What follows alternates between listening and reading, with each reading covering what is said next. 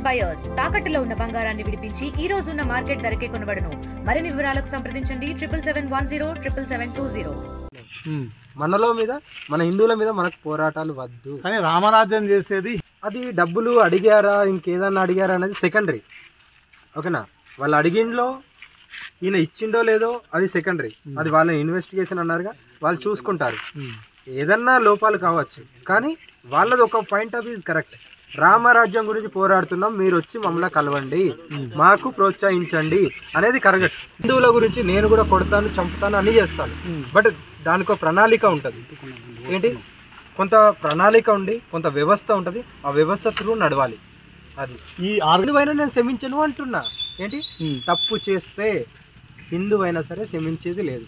తప్పు చేయకుండా నువ్వు ధర్మాన్ని ప్రచారం చెయ్యి, ఇంకా సేవలు చెయ్యి, నేను ఎప్పుడు వెన్నంటూ ఉంటాను. అదే నువ్వు కట్టర్ హిందూ అని చెప్పుకో, నువ్వు తప్పు చేస్తుంటే నేను ఎందుకు సహిస్తా? అంటే ఇక్కడ నా ధర్మాన్ని నేనే కించపరుచుకుంటున్నట్టున్నది కదా. నా వాళ్ళ మీద నేనే దాడి చేసుకుంటున్నప్పుడు నువ్వు తప్పు చేస్తేనే కదా జరిగేది, లేకుంటే ఎందుకు జరుగుతుంది?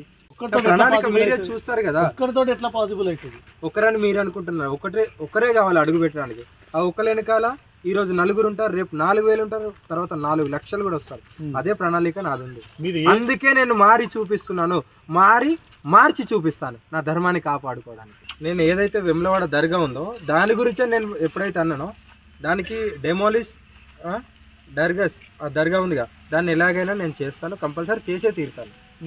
అఘోరిలో ఈ మార్పు ఎందుకు వచ్చింది?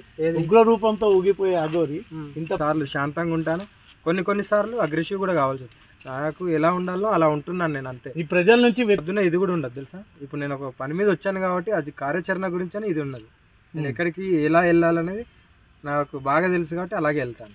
ఇంకొకటిది కూడా వస్తుంది, పేరు కూడా చెప్పాలా, రాజేష్ నాథ్ పేరు కూడా వచ్చేస్తుంది చూడండి. రాజేష్ నాథ్ అంటే ఏపీలో మీకు నేను ఎవరిని క్షమించాను, అది గురువైనా ఇంకో పెద్ద గురువైనా సరే ఎవరిని క్షమించేది లేదు, అన్నీ బయటకు వస్తాయి. ఎందుకంటే తప్పు చేయము, తప్పు చేస్తే ఊరుకునేది లేదు. మీకు చూసారుగా వీడియోలు ఆల్రెడీ పెట్టాను నేను, బయటికి ఇంకా ఎందుకు లేదు చెప్పడం.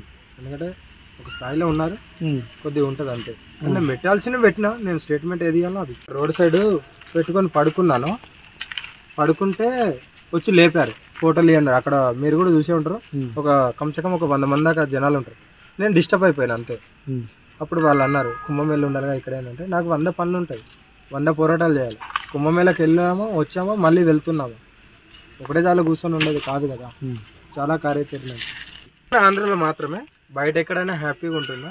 బట్ ఇక్కడ ఏంటంటే కొంతమంది యువత ఉన్నారు కదా, గంజాయికి డ్రగ్స్కు మత్తుకు బానిసై వాళ్ళు వచ్చి ఫోటో అడగకపోతే నైట్ టైంలో ఎక్కడో రోడ్డు మీద పెట్టి పడుకుంటాం.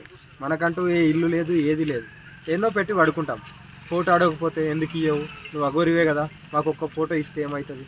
ఇలా మిస్బిహేవింగ్ ఉన్నప్పుడు నా వల్ల ఇక నాకు కొన్ని సందర్భాలలో నేను అగ్రెసివ్ ఆగదు. అలాంటి సందర్భాల్లో నేను కూడా దాడి చేయాల్సి వచ్చింది. కలిసికట్టుగా పోరాడి మన ధర్మాన్ని, మన ఆడపిల్లని, మన గోమాతని మనం కాపాడుకున్నాం. మళ్ళీ చెప్తున్నాను, నేను ఎక్కడ కానీ నా కారు ఎక్కడ కనబడితే మీకు కావాల్స్తే ప్రేమతో ఫోటో అడగండి, వచ్చి ఆశీర్వదించుకోండి, నేను ఇవ్వడానికి సిద్ధం. కానీ అసభ్యకరంగా ప్రవర్తించొద్దు, అది మనకే మంచిది కాదు. మీరు అందరు ఇవ్వాలి కదా, ఎవరైతే మీడియా పోర్ట్రేట్ చేసిందో వాళ్ళందరూ ఇస్తే బాగుంటుంది. మీ కారు కూడా కనిపించట్లేదు? ఉంది, కారు ఉంది, షోరూమ్లో ఉంది. చాలా మంది అడుగుతున్నారు, అది ఎక్కడుందో చూపిస్తే రేపు పొద్దున్న రాసేసుకుంటాం. మరిన్ని వీడియోస్ కోసం